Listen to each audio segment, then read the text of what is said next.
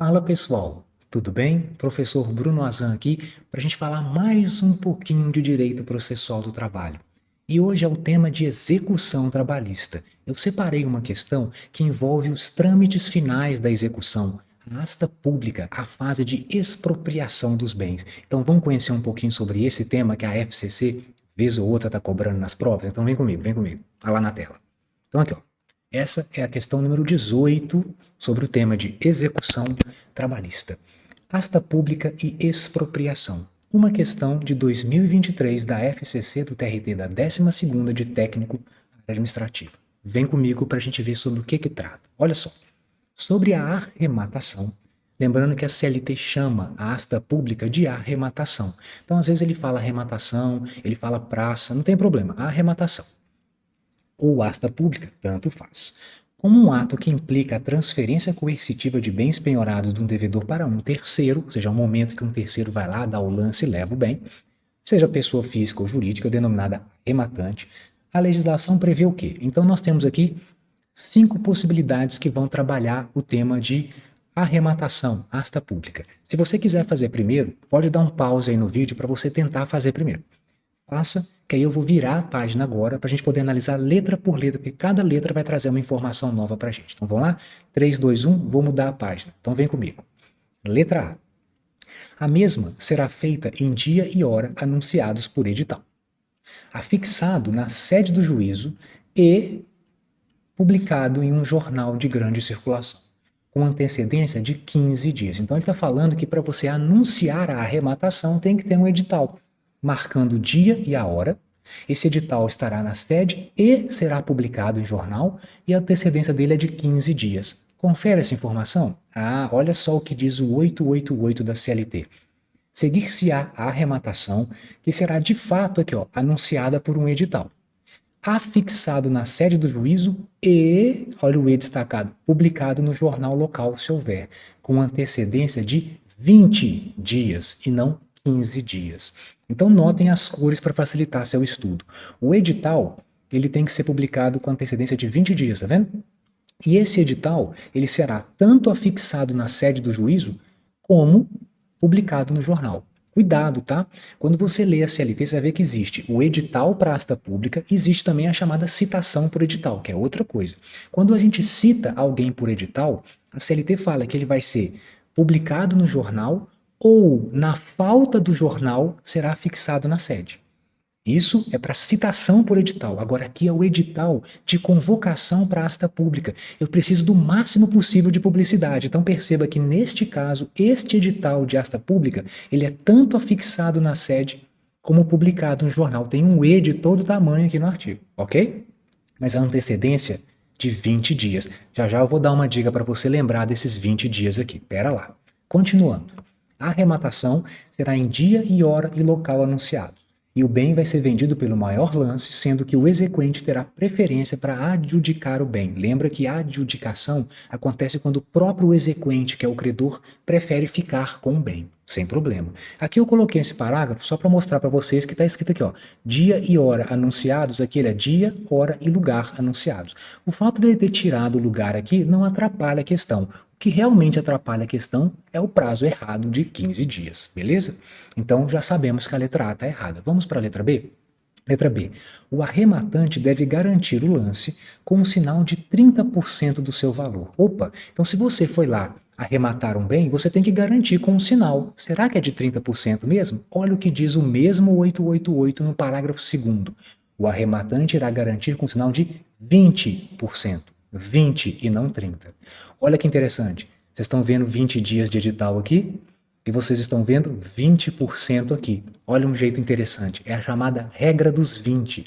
O edital, 20 dias e o sinal, 20%. E olha que tem mais um 20 vindo daqui a pouco em outra alternativa, mas já começa a lembrar da regra dos 20 para fixar esse assunto. Vamos para a letra C? Vamos lá. Letra C. O lance deve ser garantido pelo arrematante, confere, com um sinal de 20%. Perfeito. Sendo que, se ele ou o seu fiador não pagarem em 24 horas o preço da arrematação, o sinal será perdido em benefício da execução. Opa! Então, se você não, você pagou o sinal, se você não pagar em 24 horas, você perde o sinal para execução. Ixi, é isso mesmo? É isso mesmo que está na lei. Olha lá. O arrematante, parágrafo 2º, lembra? Deverá garantir o sinal de 20%. Confere o 20% aqui. Depois diz a lei: se o arrematante ou seu fiador não pagar em 24 horas o preço da arrematação, ele vai perder para a execução, o dinheiro vai para o processo, o sinal que trata o parágrafo 2º, voltando à praça os bens executados. Aí o bem volta à praça, ou seja, vamos ter uma nova asta pública para poder tentar vender o bem de novo. Veja o seguinte, qual que é o prazo mesmo para o edital? 20 dias. Qual que é o valor do sinal? 20%. E qual que é o prazo para pagamento? 24 horas. Essa é a regra dos 20 para você não esquecer. Regra dos 20, edital 20 dias, sinal 20% e pagamento 24 horas. Aí você não esquece. É o procedimento todo lá do artigo 88 está focado nisso. Nessa regrinha dos 20. E é o que mais cai nas provas. Então nós já encontramos a resposta certa. Parece que é a letra C, mas vamos ver as outras? Vem comigo. Letra D. Não tendo o arrematante nem seu fiador pago em 48 horas, ele vai perder, em benefício da execução, o sinal voltando à praça. Tá tudo certo, menos o prazo de 48 horas. Errado, 24 horas. Acabamos de ver aqui, ó, 24 horas. Aí ele perde para execução e volta à praça o bem, ou seja, mais uma tentativa de venda do bem. Errada a letra D. E por último, letra E. Não havendo licitante, ou seja, ninguém deu lance, e não requerendo o exequente adjudicação, ou seja, o exequente não quis ficar com o bem, a asta pública será cancelada.